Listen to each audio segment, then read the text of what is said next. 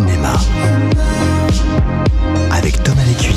De retour sur le plateau de Mardi Cinéma, le MAG, comme chaque mardi avec Thomas Lécuyer, avec David Letard, nos invités, Delphine Jeanneret, co-directrice du festival Jeune Public qu'on a écouté il y a quelques instants, et puis Séverine Bard qui est avec nous, la réalisatrice qui a planté sa caméra durant 4 ans au cœur d'une école de cycle élémentaire genevois, située dans un quartier à la grande diversité sociale et culturelle, pour suivre 5 enfants au gré de leur apprentissage. Et le résultat est un documentaire lumineux et touchant, au titre simple et plein de bon sens. Et ça fait du bien. Et le film, est d'ailleurs, sort cette semaine au cinéma, Thomas Lécuyer. Et oui, et le titre du film, c'est Grandir. Et effectivement, c'est vrai, on peut dire que tout est dans le titre. Plus qu'un film sur l'école, c'est un film sur l'apprentissage, sur le fait de se construire soi-même. Comment vous est venue l'idée de faire ce film et de suivre ces enfants durant 4 ans ?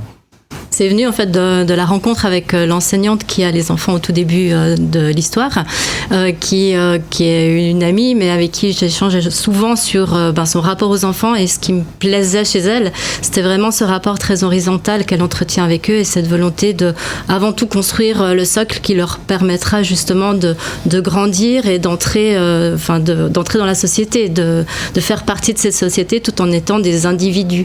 Alors c'est pas un film sur l'école pourtant, c'est un film vraiment centré, on voit le corps enseignant qui est présent dans le film, mais ils sont quand même toujours au second plan. Votre regard c'est vraiment concentré sur les enfants, leur chemin de vie, leur parcours à eux, et vous documentez les buts de ce long voyage par un adieu souvent déchirant au port d'attache, un adieu aux parents. On a l'impression que ça passe d'abord par ce moment un peu douloureux. Vous avez voulu marquer ça très fort à l'image, non ? C'est clair, c'est des petits chocs comme ça qu'on vit puis qu'on continue à vivre par après. C'est pas juste réservé à cette tranche d'âge. Et l'écran de l'école, c'est un endroit formidable où on peut se concentrer sur ces enfants-là, sur leur manière de socialiser, d'interagir, d'apprendre, de se confronter à plein de choses auxquelles on continuera à se confronter après, de voir comment des petits humains deviennent des plus grands humains. Et notre parcours est lié à ça aussi. Alors comment vous avez fait pour préserver la spontanéité et le naturel des échanges à partir du moment où vous posez une caméra dans un lieu où les enfants ont conscience d'être filmés? J'imagine que c'est un peu un challenge. Quelle a été votre méthode de travail? On a pensé qu'on devrait prendre du temps pour faire ça, un peu les apprivoiser, puis en fait, non. En fait, ils nous ont tout de suite intégrés, on est devenus des membres de la classe, du mobilier, etc. Ils nous ont pas oubliés, mais ils nous ont intégrés. Et du coup, après, je pense que c'est plus une question d'attitude, d'être dans le respect, dans l'écoute, et puis dans la discrétion aussi, et puis de les laisser venir, en fait. Vous étiez nombreux, vous étiez une équipe de combien de personnes? Alors, on était 3, il y avait un caméraman, Patrick Mounou, et puis un ingénieur du son, Masaki Hatsui. Donc on était 3 au max. Alors tout au long du film, vous scrutez les liens qui vont se tisser entre les enfants, souvent issus de milieux différents, parfois ne parlant pas la même langue maternelle. Ce qui m'a saisi dans votre film, c'est la bienveillance naturelle qu'ont ces enfants les uns envers les autres. Une bienveillance qu'on perd bien souvent quand on devient adulte. Et pourtant, elle semble innée à l'image de votre documentaire. C'est vrai que cette classe était très bienveillante et on n'a pas fait un casting, on n'a pas créé la classe. Elle est vraiment, on a rencontré les enfants le premier jour d'école. Enfin, on avait rencontré les parents avant, évidemment, pour avoir l'autorisation. Mais après, on les a rencontrés et on a fait ce chemin ensemble. Et il se trouve que c'était effectivement une classe très bienveillante. Mais aussi, je pense que c'est aussi le contexte, quand même l'enseignante qui est derrière, qui leur amène dans ce socle de base dont je parlais, qui amène ce côté aussi de bienveillance qui est important quand on grandit.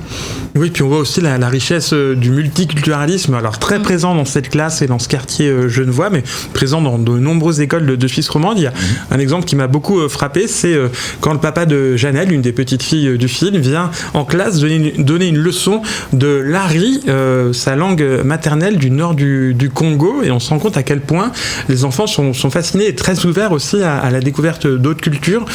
Comment vous expliquez qu'en grandissant, il y a des barrières qui se créent, culturelles, sociales, linguistiques, alors que là, quand on voit ces enfants de 5, 6, 7 ans, ils sont que ouverture? C'est difficile à expliquer pourquoi on devient plus rigide, etc. Et c'est effectivement quelque chose, je pense qu'il est bon de pas entretenir. Et je pense que la démarche de ces enseignants, par exemple, c'est vraiment d'essayer de créer à la base cette ouverture pour espérer qu'elle se maintienne tout au long. Après, pourquoi on devient plus rigide et moins ouvert ? C'est une bonne question. Est-ce que l'école pourrait préserver, peut-être justement, entretenir cette ouverture ? Est-ce que c'est une de ses missions ? Je pense que c'est hyper important. Ce qui est frappant aussi dans le film, et je terminerai là-dessus, c'est la manière dont les enfants, on se rend vite compte qu'ils ne sont pas que dans l'innocence, on se rend compte qu'ils ne sont pas dans une bulle isolée des réalités du monde, ils prennent conscience des problèmes du monde qui les entoure. Il y a dans votre film, à un moment, deux petites filles qui abordent entre elles le sujet du conflit israélo-palestinien, notamment.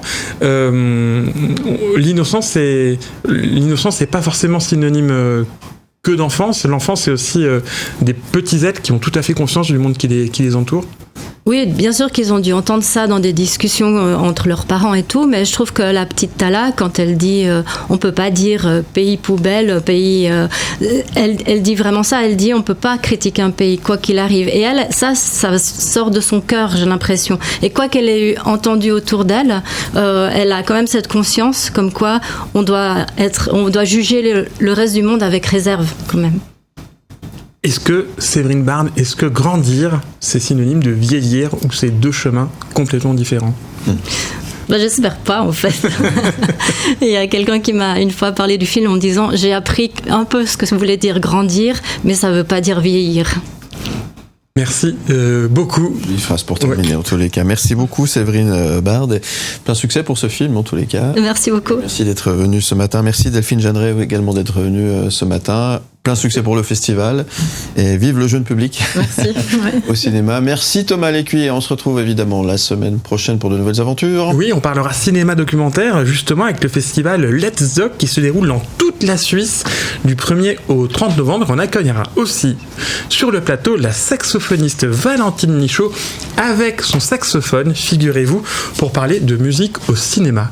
Très bien. Alors, à la semaine prochaine pour parler musique au cinéma. David Letard, on parlera musique aussi avec vous. Au cinéma. Au cinéma, oui, bien sûr. Et on sait déjà. Bon, ouais, on s'approche de Thanksgiving et de Noël. Avec Thomas, on parle un petit peu en off. Il y a 2-3 petites idées. Ça y est, il va nous enfiler mais oui, si on peut vous embêter avec Noël. Ça a déjà commencé. C'est parti. On est parti pour 3 mois. Merci beaucoup. À la semaine prochaine. Vous retrouvez cette émission. Je vous rappelle en podcast et en image sur le site mlemedia.ch.